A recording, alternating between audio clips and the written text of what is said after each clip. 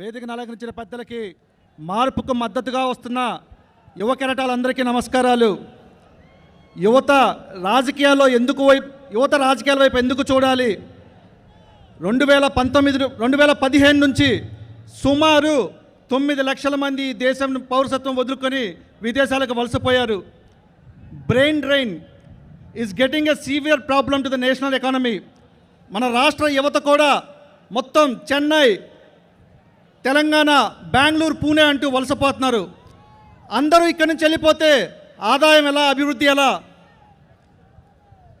మార్పు రావాలి అంటే మీకు తెలుసా, 65% of the population is below 35 years old. అంటే యువత తలుచుకుంటే రాని మార్పు అంటూ ఏముండదు. కళ్యాణ్ గారు లాంటి పెద్ద వ్యక్తులు మార్పు కోసం వస్తే సరిపోదు, దానికి మనవంతు పాత్ర కూడా మనం పోషించాలి. లంకకి అవతల ఉన్న సీతాదేవి కోసం శ్రీరామచంద్ర ప్రభుడు ఉన్నాడనుకుంటే వానర సైన్యం మొత్తం ఖాళీగా ఉండేది.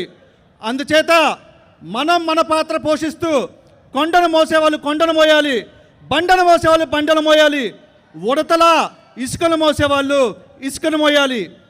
Be the change that you wish to see in the world. Swami Vivekananda గారి జయంతి రోజున 2 మాటలు గుర్తు చేసుకుందాం. ఓ యువత మేలుకో, ప్రశ్నించడం నేర్చుకో. Youth of the nation, rise for the nation అన్నారు. ప్రయత్నిస్తూ ఓడిపోకాని, ఓడిపోతూ ప్రయత్నించడంలో మాత్రం ఓడిపోవద్దు అన్నారు. కళ్యాణ్ గారి గెలుపు కోసం, మార్పు కోసం ప్రతి ఒక్కరూ ఇక్కడికి వచ్చిన యువత ఈరోజు ఇంటికి వెళ్ళి మీ తల్లిదండ్రులతో చెప్పండి, నాన్న 2 దశాబ్దాలుగా రాష్ట్రం 2 కుటుంబాల చేతిలో ఉంది, వాళ్ళు అభివృద్ధి చెందుతున్నారు కానీ మనకి మాత్రం ఇంకా పేదరికంలో మునిగిపోతున్నామని చెప్పండి. మార్పు కోసం ప్రతి ఒక్కరూ పనిచేయండి. జై కిసాన్, జై జవాన్, జై హింద్.